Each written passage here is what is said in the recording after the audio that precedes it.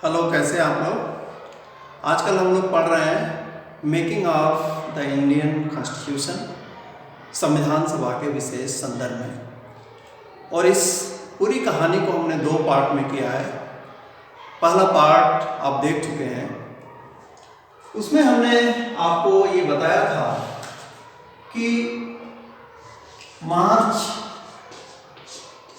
1946 में क्या आया, कैबिनेट मिशन आया। कैबिनेट मिशन आया और इस मिशन में संविधान सभा के बारे में इसका जो प्रोग्राम था, प्लान था, योजना थी, उसको प्रस्तुत किया। कब? मई 1946 में। और योजना क्या थी? योजना ये थी कि जो संविधान सभा बनेगी उसमें 296 प्रांत से आएंगे, प्रांत के प्रतिनिधि होंगे, और 93 रियासतों से आएंगे, रियासत के प्रतिनिधि होंगे। और इस प्रकार 389 की क्या होगी? संविधान सभा होगी। संविधान सभा कितने की होगी? 389 की। ये प्लान था। और इस प्लान के अनुसार जुलाई 1946 में क्या होता है? चुनाव होता है। कितने के लिए? 296। 296 जो ब्रिटिश प्रांत थे उनसे जो निर्वाचित होने वाले, यद्यपि इनडायरेक्ट इलेक्शन था, चुनाव हुए। और चुनाव के बाद जो परिणाम आया, परिणाम वह था अगस्त 46 में रिजल्ट आया। अगस्त 1946 में परिणाम आया, रिजल्ट आया। किसका? 296 का। और इस 296 में जो सिचुएशन आई थी वह थी 208 किसकी? Congress, Indian national Congress. और केवल 73 सीट मिली थी मुस्लिम लीग को, आईएनसी और मुस्लिम लीग। और 15 क्या थे? अन्य थे। ये आप जोड़ेंगे तो 296 हो जाएगा। तो हुआ क्या कि 208 और 73 का ये डिवीजन हुआ। अब मुस्लिम लीग ने ये देखा कि उसके पास तो केवल 73 मेंबर है। 73 वर्सेस 208 में कहीं कोई तालमेल नहीं था। और यहां से समस्या शुरू हुई। समस्या ये कि मुस्लिम लीग, मतलब जिन्ना ने ये सोचा कि यदि हम 73 के साथ कॉन्स्टिट्यूएंट असेंबली में जाते हैं, संविधान सभा में जाते हैं, तो जाहिर सी बात है कि वे उन प्रावधानों को नहीं ला पाएंगे या नहीं लागू करा पाएंगे जो वो चाहते हैं। और उनका अंतिम मंतव्य आप जानते हैं कि एक अलग पाकिस्तान का निर्माण करना था। तो क्योंकि यदि कोई विवाद होता तो क्या होता? वोटिंग होती तो 208 तो कांग्रेस के थे। कितनी भी बार कैसे भी वोटिंग होती तो कांग्रेस के अनुसार ही संविधान को बनना था। और इसलिए इन्होंने क्या किया? इन्होंने बहिष्कार किया संविधान सभा। किसने? मुस्लिम लीग ने। और जब इनको लगा कि संवैधानिक रास्ते से वो अपने उद्देश्यों की प्राप्ति नहीं कर पाएंगे, उद्देश्य क्या था? एक पाकिस्तान, भारत को विभाजित करना और पाकिस्तान का निर्माण करना। तो उन्होंने एक प्रकार से कहिए कि एक ब्लैकमेलिंग टैक्टिक्स थी, दबाव बनाने का एक तरीका था। और इसके लिए एक बहुत इंपॉर्टेंट डेट आती है 16 अगस्त 1946, जब इन्होंने प्रत्यक्ष कार्यवाही दिवस, अंग्रेजी में इसको बोलते हैं डायरेक्ट एक्शन डे। और आप जानिए कि यह डायरेक्ट एक्शन डे इतना भीषण सांप्रदायिक दंगे में तब्दील हो गया कि बंगाल और स्पेशली कलकत्ता में जो गलियां थी वो लाशों से भर गई और अकेले कलकत्ता में 4000 प्लस से ज़्यादा हत्याएं हुई। और इस 16 अगस्त की इस घटना ने यह निर्धारित कर दिया कि अब कांग्रेस और मुस्लिम लीग का, या इनडायरेक्टली कहें तो हिंदुओं और मुस्लिम का जो ये डिवाइड है उसको पाटना संभव नहीं है। तो 16 अगस्त 46 को ये चीज़ हो गई, डायरेक्ट एक्शन डे हो गया। इसके बाद 6 दिसंबर को एक घटना घटती है। 6 दिसंबर को एक घोषणा होती है और यह घोषणा कौन करता है? ब्रिटिश सरकार, ब्रिटेन की सरकार करती है। और वो यह कहती है कि यदि संविधान सभा में और large section of Indian society, Bharat के समाज का एक बड़ा सा वर्ग नहीं शामिल होता है या उसके द्वारा बनाए गए संविधान को एक्सेप्ट नहीं करता है, तो वे उनको ऐसा करने के लिए फोर्स नहीं करेंगे। इट मीन्स अब ब्रिटिश सरकार जिन्ना की उस मांग के सामने झुक रही थी, जहां वे 2 नेशन और 2 कॉन्स्टिट्यूएंट असेंबली की बात कर रहे थे, 2 राष्ट्र और 2 संविधान सभा की मांग कर रहे थे। तो जब 6 दिसंबर को ब्रिटिश सरकार ने यह घोषित कर दिया, तो 9 दिसंबर को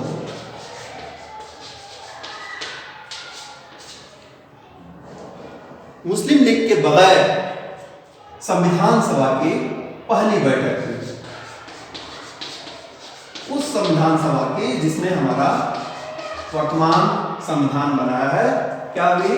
प्रथम बैठक हुई। तो कोई आपसे यदि ये पूछे कि संविधान सभा की प्रथम बैठक कब हुई थी, तो आपका आंसर क्या होगा? 9 दिसंबर। और इस सभा में जो महत्वपूर्ण काम किया गया पहला, वह था SN सिन्हा को अस्थायी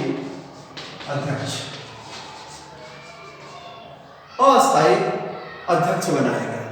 ध्यान रखिए, अस्थायी नहीं, टेम्परेरी। और उस समय परंपरा थी कि जो सबसे बड़े, आज भी है, जब नई लोकसभा आती है तो सबसे वरिष्ठ व्यक्ति को प्रोटेम स्पीकर बनाया जाता है। तो SN सिन्हा को अस्थायी सदस्य बनाया गया। लेकिन 11 दिसंबर को जो दूसरी बैठक हुई, उसमें डॉक्टर राजेंद्र प्रसाद को क्या बनाया गया? संविधान सभा का परमानेंट प्रेसिडेंट बनाया गया। और आप जानते हैं कि बाद में जाकर के यही डॉक्टर राजेंद्र प्रसाद हमारे देश के क्या बनते हैं? पहले राष्ट्रपति बनते हैं। तो अस्थायी और अस्थायी अध्यक्षों का चुनाव हो गया। राजेंद्र प्रसाद के आते ही SN सिन्हा का जो काम था शुरुआती, वह समाप्त हो गया। लेकिन एक काम और किया गया उसी 11 दिसंबर को, कि 2 उपाध्यक्ष बनाए गए संविधान सभा के। और यह इसलिए जरूरी था क्योंकि यदि राजेंद्र प्रसाद नहीं है तो उनके स्थान पे प्रिसाइड किया जा सके। जैसे लोकसभा में भी क्या होता है, अध्यक्ष स्पीकर के साथ साथ उपाध्यक्ष भी बनाए जाते हैं। तो ये 2 थे, HC मुखर्जी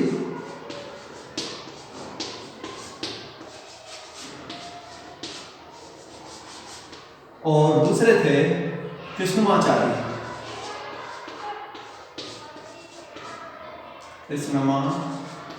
चैरिटी कृष्णाचारी, ये दो कौन थे? ये दो थे उपाध्यक्ष। तो अध्यक्ष संविधान सभा का और उपाध्यक्ष आ गए। तो फिर ऐसे में एक अगली जो मेजर चीज होती है संविधान सभा में, वह होती है 13 दिसंबर को। और 13 दिसंबर को पंडित नेहरू ने प्रसिद्ध उद्देश्य प्रस्ताव रखे। क्या रखे? उद्देश्य प्रस्ताव, ऑब्जेक्टिव रेजोल्यूशन रखे। यह ऑब्जेक्टिव रेजोल्यूशन क्या था?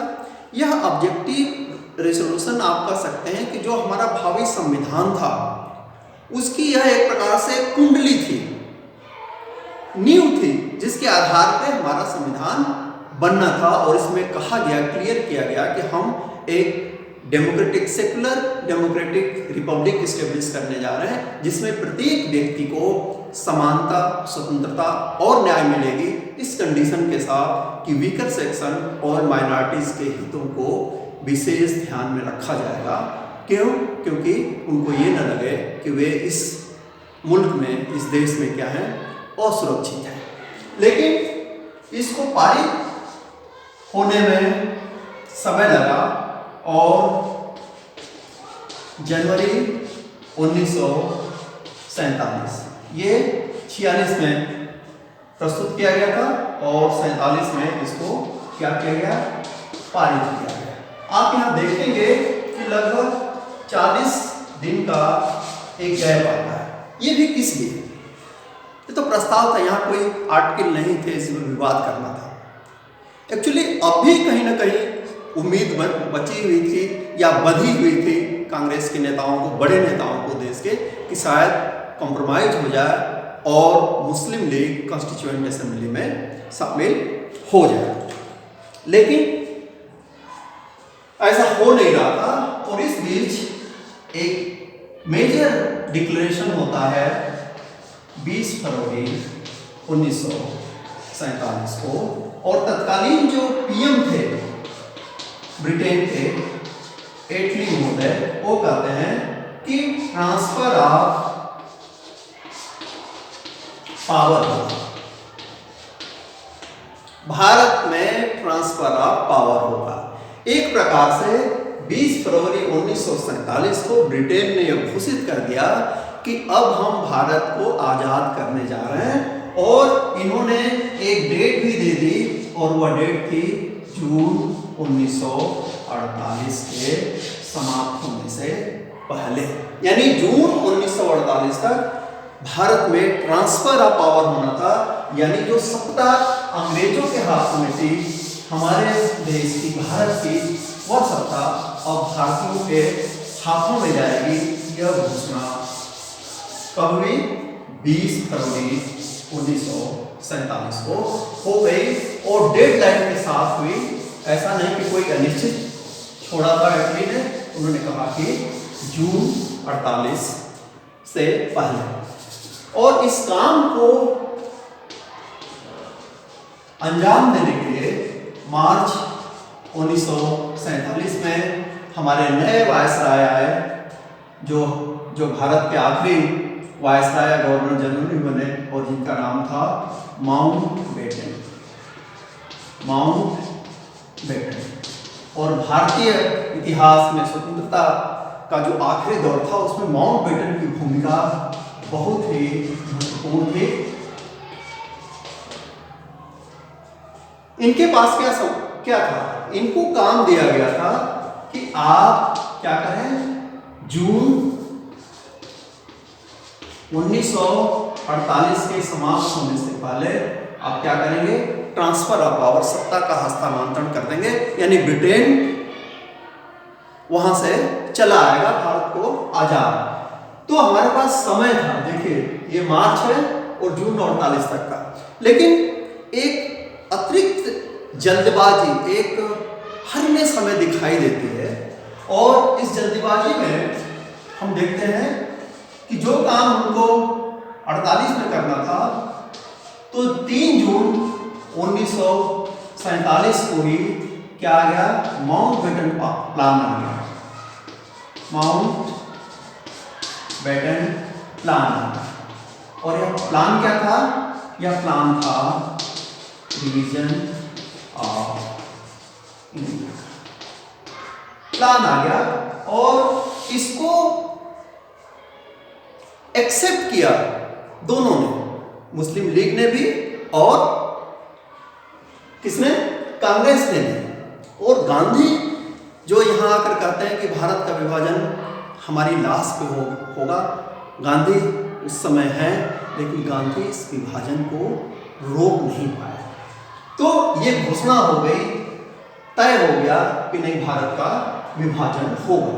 लेकिन इसको कानूनी रूप देना था, तो 18 जुलाई 1947 को इंडियन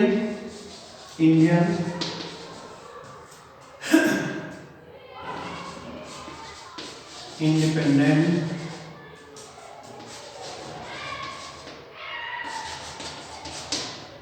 एक्ट, भारत स्वतंत्रता अधिनियम, भारतीय स्वतंत्रता अधिनियम क्या हुआ? पारित कर दिया गया। और इससे एक और मेजर चीज हुई, वह यह कि इसके माध्यम से ब्रिटिश पार्लियामेंट ने ये कहा कि अब जो कॉन्स्टिट्यूएंट असेंबली है, जो संविधान सभा है, ये अब एक सॉवरेन बॉडी है, एक संप्रभु। संविधान सभा को इसने क्या घोषित किया? एक संप्रभु सभा घोषित किया। संप्रभु सभा का मतलब ये था कि अब जो संविधान बनेगा वह इस सभा के अनुसार बनेगा। इसमें जो पुरानी टर्म कंडीशन थी, इवन कैबिनेट मिशन प्लान की योजना को भी अब फॉलो करना जरूरी नहीं रह गया। क्यों? क्योंकि अब हम आजाद होने वाले थे और हमारी जो सभा थी वह एक सॉवरेन बॉडी बन गई थी। तो ये हुआ 18 जुलाई 1947 को। जब भारत की आजादी का अधिनियम पारित हो गया तो ये भी तय हो गया कि पाकिस्तान भी बनेगा। तो 26 जुलाई 1947 को, क्योंकि यदि पाकिस्तान बनेगा तो पाकिस्तान को भी संविधान चाहिए, पाकिस्तान को भी संविधान सभा चाहिए। तो 26 जुलाई 1947 को पाकिस्तान के लिए सेपरेट संविधान सभा की मांग अंग्रेजों ने एक्सेप्ट कर ली, and that was the acceptance by Britishers including Muslim League and Indian National Congress कि भारत का विभाजन होगा ही होगा, यह तय हो गया। तो पाकिस्तान की अलग संविधान सभा बनी। जब पाकिस्तान की अलग संविधान सभा बनी तो जो उस समय संविधान सभा एक्चुअली थी, जिसका चुनाव हुआ था कब? जुलाई 46 में, तो अब वह उस रूप में नहीं रह सकते, तो उसको रिकंस्ट्रक्ट करना जरूरी था। और वह क्या थी? वह थी 296 और प्लस 93। तो ये जो 296 था, जो प्रांतों के प्रतिनिधि थे वे हो गए 229, और जो देशी रियासतों के प्रतिनिधि थे वे हो गए 70। और अब जो नई संविधान सभा थी भारत के लिए, उसमें 299 होने थे, और ओरिजिनली क्या थी? ओरिजिनली थी 389। तो एक बड़ा चेंज आया। बाद में इसमें कुछ और मेंबर जोड़े गए, लेकिन जो 26 जुलाई की घोषणा हुई उसके बाद ये रूप उसको दिया गया। ये बन गई। ये किसके लिए थी? ये इंडिया के लिए। बाकी जो थे वो पाकिस्तान में चले गए। और ये जुलाई की बात है। 14 अगस्त को क्या हुआ? 1947 को 14 अगस्त को भारत का विभाजन। और ये तो आप जानते ही हैं कि विभाजन पहले हुआ, आज़ादी बाद में मिली, और 15 अगस्त को क्या मिली? आज़ादी मिली। क्योंकि भारत का विभाजन 14 को हुआ, यानी क्या बना? पाक बना। तो पाकिस्तान अपनी स्वतंत्रता दिवस या स्थापना दिवस कब मनाता है? 14 अगस्त को, और हम एक दिन बाद मनाते हैं अपना आज़ादी या स्वतंत्रता दिवस। तो अगस्त में आज़ाद होने के बाद संविधान निर्माण के संदर्भ में जो विशेष समिति और जिसने संविधान को एक प्रकार से लिखा है और जिसको हम कहते हैं प्रारूप समिति, यह बनाई गई कब? 29 अगस्त। और ये बड़ा इंपॉर्टेंट क्वेश्चन है जो अक्सर पूछा जाता है। और इस समिति के जो अध्यक्ष थे, ये टोटल 7 लोग थे, और जो अध्यक्ष थे वे कौन थे? डॉक्टर भीमराव अंबेडकर। इसके साथ साथ के मुंशी थे, मोहम्मद सादुल्ला थे, माधवराव थे, कृष्णमाचारी थे। तो इन लोगों ने मिलकर के संविधान का जो अंतिम प्रारूप है उसको तय किया, और इस पूरे संविधान सभा ने उस संविधान को जिसके द्वारा हम आज भी क्या हैं संचालित हो रहे हैं, जो हमारी शासन व्यवस्था का मूल आधार है, उसको रखा। और इस पूरी प्रक्रिया में जो सत्र लगे वे 11 सेशन, और जो समय लगा फेमस है, बहुत पहले से आप जानते हैं, दोहरा रहा हूँ मैं केवल, 2 वर्ष 11 माह और 18 दिन लगे। और इसके बाद जो संविधान बना उसमें 395 अनुच्छेद थे और 8 अनुसूचियां थी। और यह विश्व का सबसे बड़ा संविधान था। 2 डेट और आपको दोहरा दें, 26 नवंबर 1949 को हमारा संविधान निर्मित हुआ और आंशिक रूप से लागू हुआ, लेकिन पूरी तरीके से यह लागू हुआ 26 जनवरी 1950 को। इस दिन हम गणतंत्र बने।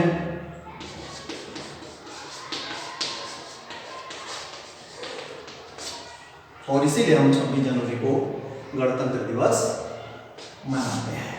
तो कोई ये पूछे कि संविधान बना कब, तो नवंबर 49 में, और लागू कब हुआ, तो 26 जनवरी 1950 में।